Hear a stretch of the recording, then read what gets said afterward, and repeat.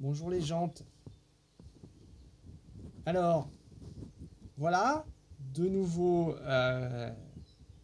je suis devant mon computer ce matin et voilà une illustration de ce qu'on peut avoir par un randomisé comme proposition faite par Google de lecture d'articles. Alors on a par exemple Zeit.de. Alors je clique Gregor Gysi. Donc c'est un personnage de la gauche traditionnelle en, en Allemagne.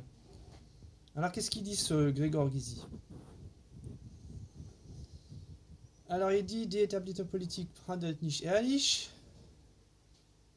Donc la politique établie, celle qui est au pouvoir, n'agit pas sincèrement, avec sincérité. Donc voilà, Gregor Gysi, politique, disons, en opposant de la gauche, veut le retrait de toutes les décisions de Notbeschlüsse, décision d'urgence, dès que la pandémie aura pris fin. Voilà. Donc en gros, si vous voulez, c'est un contenu qui peut être perçu comme ah oui, c'est rassurant, hein, on a quelqu'un qui s'occupe de nos droits, et puis finalement, bah, peut-être qu'ils ont un peu exagéré là avec ceux qui pensent ça, par exemple, ils se disent oui, oui, oui, bon ben voilà. Ah, j'ai pas lu l'article, je suis en train de le découvrir avec vous, donc en gros, qu'est-ce qu'il critique, par exemple il critique les décisions de la ministre de la Défense, Annegret Kramp-Karrenbauer, AKK, celle qu'on a du mal à prononcer en français. Alors, Annegret Kramp-Karrenbauer, qui a investi 18 milliards et demi dans des avions, des avions de combat, pour acheter des avions de combat. Et ça pendant une épidémie de corona, vous vous rendez compte? Alors voilà, donc en gros il appelle à... Voilà, il y aurait peut-être, en gros si je comprends là l'article, il y aurait peut-être mieux à faire que d'investir cet argent là-dedans.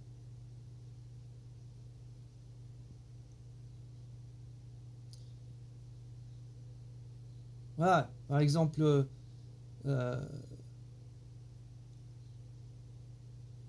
bon, enfin, bon, cet article, on peut le lire comme ça. Et puis voilà, ah, bah non, c'est parti, c'est différent. Ah, c'est pas vrai. Voilà, ben un autre article, Spiegel, qui est un spécialiste du genre, hein. Alors, Spiegel.de, wo das Corona-Infektionsrisiko am größten ist, où est-ce que on a le plus de chances d'être infecté par le virus? Alors, c'est le virus qui va vous sauter sur la tête, sur les épaules. Attention, attention. Los raus hier, attention. Alors voilà, tout de suite, faut sortir parce qu'il faut sortir du train. Il y a une image d'un ICE. Donc, ah là, dans le train, vous avez les virus qui vous sautent dessus. Donc voilà, vous avez ce que j'ai déjà souligné hier, nous sommes le 22 mai, c'est exactement la même chose, mais en couleur, si vous voulez. C'est-à-dire, en gros, des injonctions contradictoires.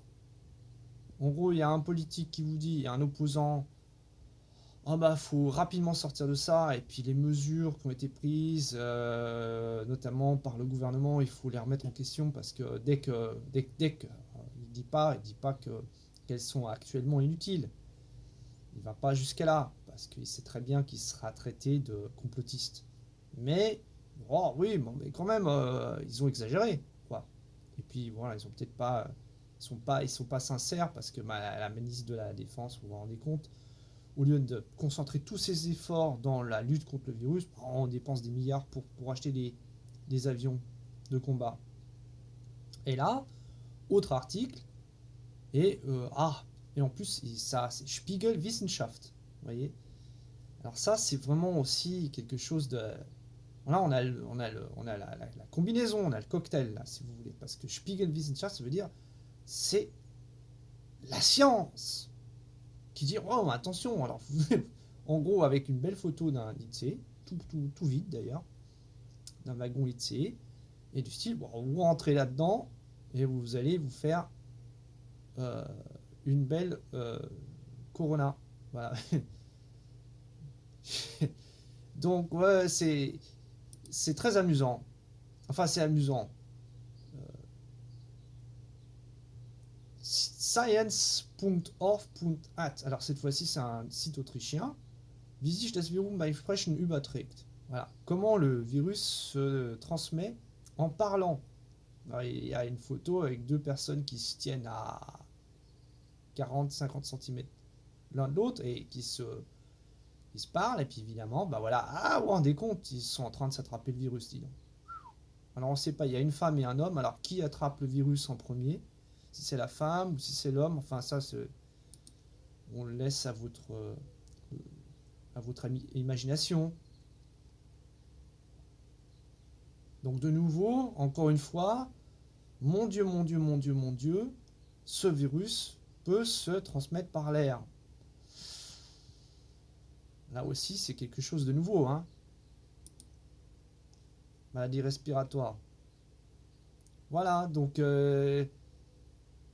c'était juste pour illustrer un peu le propos et pour vous montrer à quel point ces propositions qui sont faites par Pocket.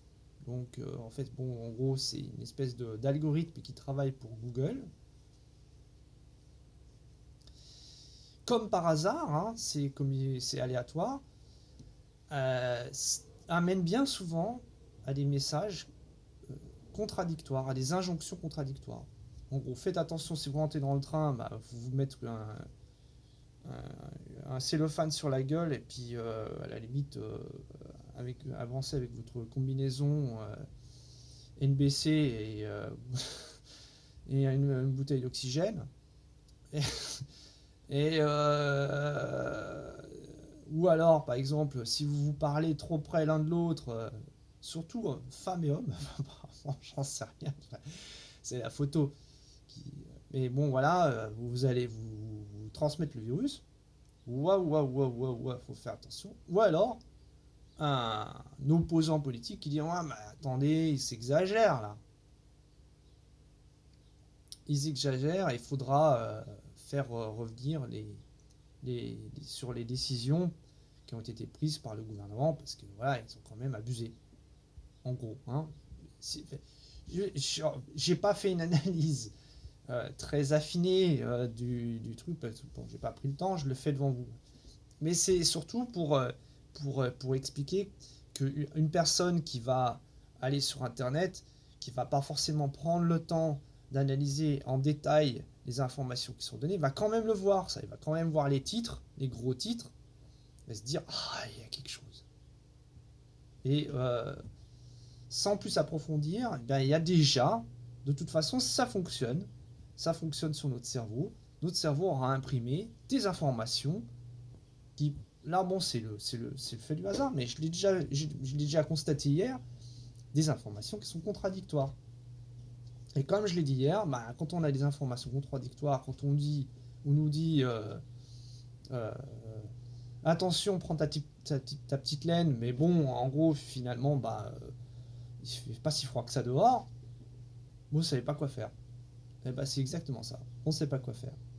Et je pense que, enfin, là, c'est une opinion, donc je prends parti, mais j'ai un peu l'impression que c'est un petit peu, comment dire, si ce n'est à dessein, c'est au moins dans l'air du temps, quoi. Voilà, il y a quelque chose qui, peut-être parce que de toute façon, l'époque est trouble, hein, ça c'est possible.